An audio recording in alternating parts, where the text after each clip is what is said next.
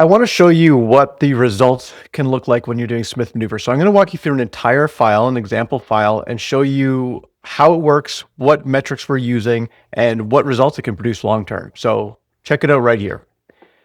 First of all, this is just the setup. We're going to talk about your marginal tax rate. In this example, we're using a 40% marginal tax rate. And because we're going to do investing in this strategy as a way to build our long-term wealth, we have to put a number for our average annual gains, expected gains over the long term. And so I always use 8% as my baseline.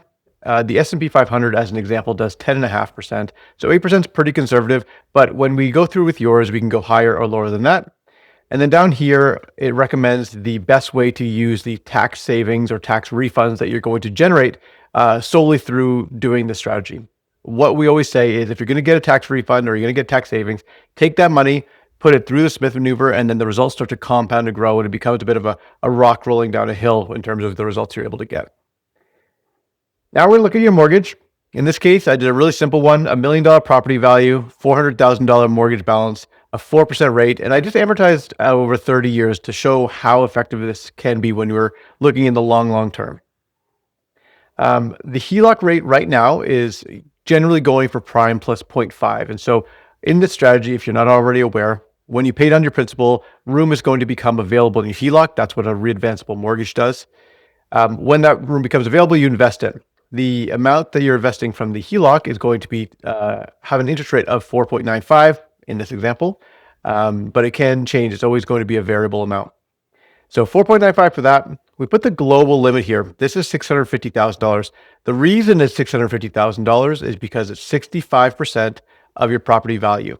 And that's the maximum amount you can have a HELOC for that's going to re-advance at a 1-to-1 ratio. So when you pay down $1 principal, $1 of HELOC is going to become available.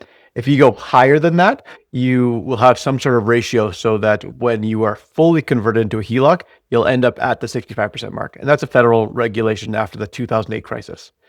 You can go lower than that. You can qualify for, say, 500. The only reason we do that all the way up to the 65% mark is because there's no benefit for qualifying for less. It's just giving you less room.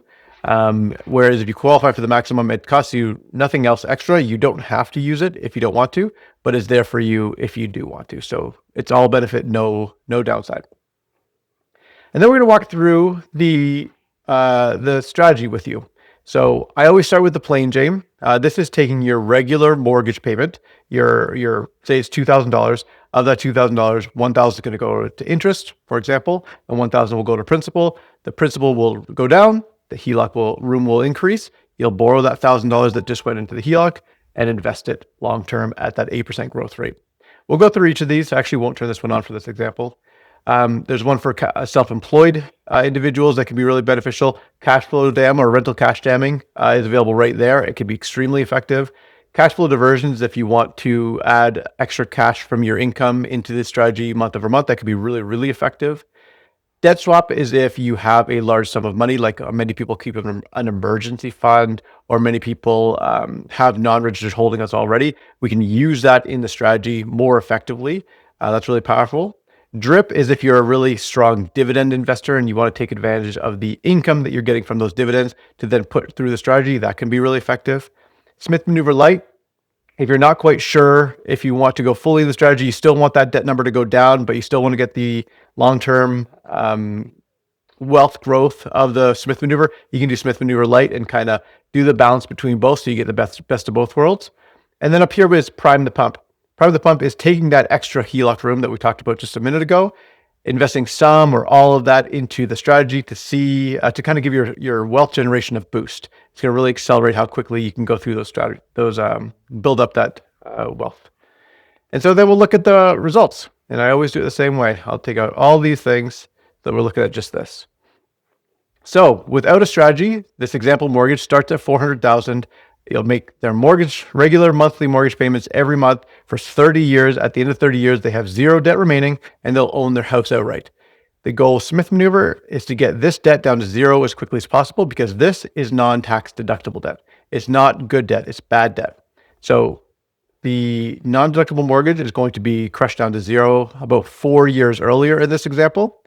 But we don't actually want our debt to be zero. We want to make use of our debt more effectively and we want to change it into good debt. So at the same time, our deductible debt is going to rise in an inverse relationship to that. That's going to keep our total debt flat. So where we are today is where we end in 30 years or at the end of your amortization period, whatever that happens to be. The reason we want to keep it flat is because we're going to use that to grow our net wealth. And so we're going to be investing this whole time. And at the 8% average annual growth rate in our 40% tax bracket that we put ourselves in, this is what that looks like. It's a compounding strategy. So you can see it starts off pretty flat, but the longer you carry on with the strategy, the higher it goes.